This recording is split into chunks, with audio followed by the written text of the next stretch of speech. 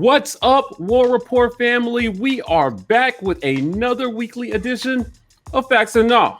The weekly rapid fire questions coming at y'all, fellas. Y'all ready to do this? Yes, sir. Yeah. Okay, let's get it kicked off like this. Facts or Nah, Auburn will score at least 35 points against Akron in the season opener. Fellas, what do we think? I am going to say facts. I do not have much confidence in our offense at its current phase. However, I know the defense is legit. I really believe that. And what I expect are a lot of short fields, a lot of power running, and I expect us to kind of brute force our way into covering the what is right now a 36.5 point spread. We'll talk about that later, though. But yeah, I don't see Akron being able to hold up physically if the defense that we have is really doing its job. I don't expect them to give up any more than 7 points in this game, and our offense will get too many tries to put points on the board. So I am saying, yeah, facts, they cover. I'm going facts here as well. Fact for you guys. Akron actually gave up 41 points a game last year, and I don't anticipate their defense getting any better. Yes, there's question marks on the offensive side of the ball going into this season, but I don't think Akron is going to be formidable against our offense. I think that we work out a lot of kinks. I think Tank eats, and I think we have a lot of success, maybe even get a few scores on the defensive side of the ball. Who knows? Doesn't matter where those scores are coming from. I just know that Auburn would score at least 35 points against Akron in week one. I'm going facts. Yeah, I'm definitely going facts on this one, but I think the defense is going to give them some short fields to work with. So I expect us to go well beyond 35 points. I think Tank eats. I think whoever plays a quarterback eats. I think our receivers eat. I just think we're having Thanksgiving dinner week one versus Akron. So even though I think the offense is still going to be trying to put some things together, week one should be a success. Facts on this one. All right, guys, facts or nah. Tank Bigsby runs for 100 yards in each of the first 4 games of the season. Yeah, I'm going facts on this one as well.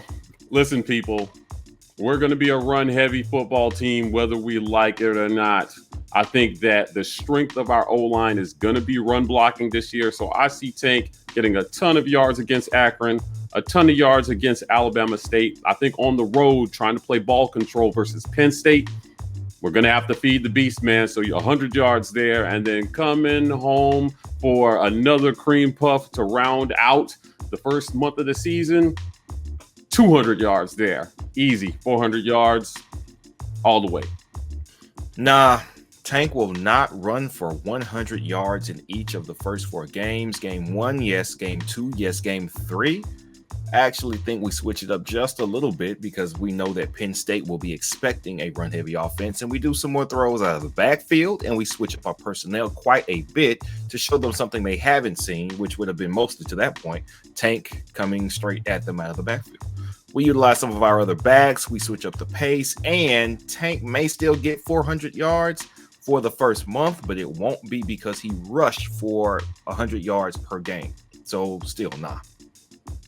I'm going to go nah here. And it's not because Tank won't have opportunities. I think that while Tank will definitely get his legs up under him in the month of September, I foresee him perhaps resting a good bit with Georgia State, gearing up for a brutal October stretch in the SEC, coming off of a tough game at Penn State where he probably will likely go over 100 yards there. I just see them working on running back by committee, playing some other guys behind him to help him rest because it's important that Tank is healthy. So I don't see us running him really heavy in September. I think he does manage to get 100 yards in a few of those games with the limited carries he'll probably get, assuming we blow some of those teams out. But I just think that we rest him a little bit going into October, which will create less a chance for him to rush for 100 yards in each of the 4 games. I could be wrong. He could just blow it wide open, but I think they kind of hold him back as they go into LSU for October. So it's a nah here. All right, fellas, facts or nah. The defense gets 2 defensive scores within the first 4 weeks of the season. Oh, I'm definitely going facts on this one. And I'll take it a step further. I think this defense gets 3 pick sixes in the first 4 weeks of this season. This secondary is going to be good, guys. And if the D-line surprises and gets pressure on the quarterback, expect a couple to get taken to the house. I can see it. Facts. See you in the end zone. I'm going to go facts here as well. I am interested to see what Colby Wooden and those guys do up front. I can imagine us stripping the ball out of the QB from the blind side. I've been hearing good things about Romello Height, other guys on the end.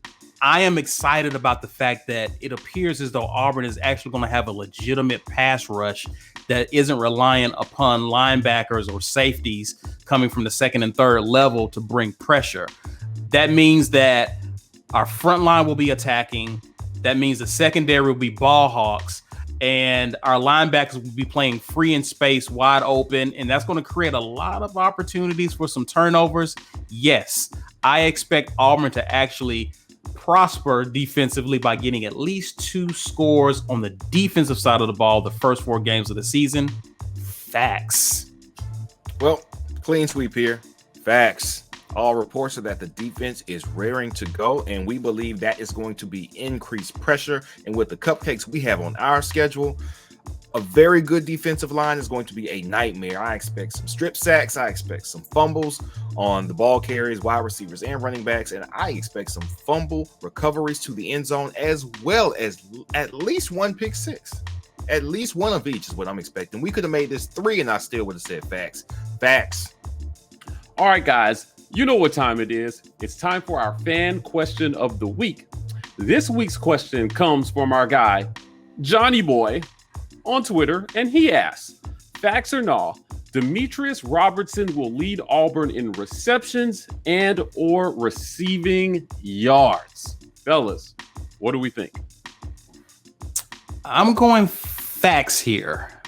Reason I'm going facts here is we've been hearing a lot of good things concerning Demetris Robertson coming out of camp.